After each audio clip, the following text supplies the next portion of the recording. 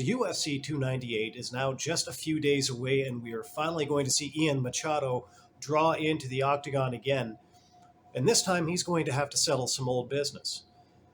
He's going to have to face down Geoff Neal, who previously he had been booked into a fight with. And, well, let's just say that there's a little bit of bad blood involved in this fight. So it's no secret that in recent months, Ian Machado has managed to accumulate some bad blood between himself and a number of different fighters. I mean, Ian Machado, he famously got upset about some comments Sean Strickland made about the very weird relationship, between Ian Machado and his wife, Layla Lee. Something for which, honestly, he was not likely to find a whole lot of sympathy from fighter fans, particularly once people started to notice, this is the same guy that just about cost Neil Magny his kids when he popped off with all of those comments that he had to make about some jokes that Neil Magny had made, alleging that he had abused his kids. And so now, in a few days' time, Ian Machado, he's going to draw into the octagon against one of the other victims of some of his trash talk, and this is none other than Geoff Neal. So in particular, what went on with Geoff Neal was that in the lead up to a previous fight that was scheduled between the two of them, Ian Machado's wife, Layla Lee, previously mentioned, found out that he had been arrested for a DUI. And so they went so far as to actually take his mugshot, put it on a t-shirt, and then sell it. Now, this is the fight game, and you do go to those places sometimes. And a lot of people would not have had any kind of problem with it whatsoever if all they had ever done was just made the t-shirt and worn it. But selling it was a different thing altogether.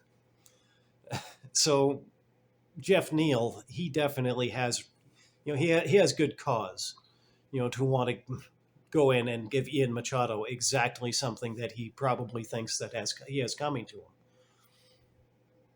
And so make no mistake about it. I mean, for Ian Machado going into this fight, the stakes are very high. But you know what? Let's not overlook one other detail here. And that is, as high as the stakes are for Ian Machado, they're actually that much bigger for his wife. Because she was the one who engineered that entire thing. She was actually the one who did the thing that created the grudge between the two guys.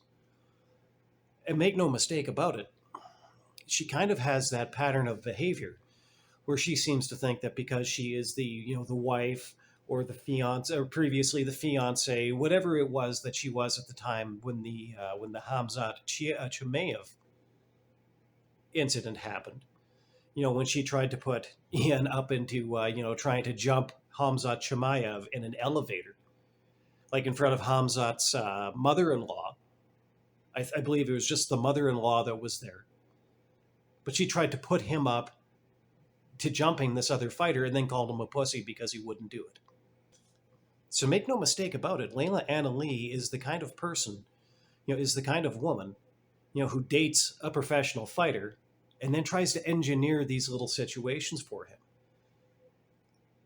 And when they got married, they did take on a certain, they did kind of establish a certain covenant between the two of them. Ian Machado, he married her, he became his husband, he took on the role of her protector. And so make no mistake about it, that is something that she is very much counting on at this juncture to give her the ability to go out and instigate, and engineer these little situations that she's creating. The only reason why she can even contemplate doing that is because her husband is a professional fighter and he's pledged to protect her.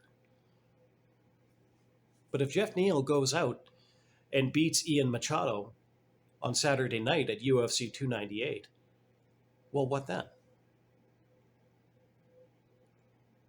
What happens then? Can it really be said at that point, that Layla Lee is safe enough under the protection of her husband that she can just go out and do whatever the hell it is that she wants to do to whatever the hell it is that she wants to do?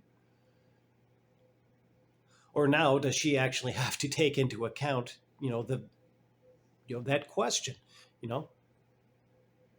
can my husband actually protect me from this? Now, keep in mind, I think that what we're really talking about here largely is just it's a metaphor. It's a hypothetical. Pardon me, not a metaphorical. It's a hypothetical.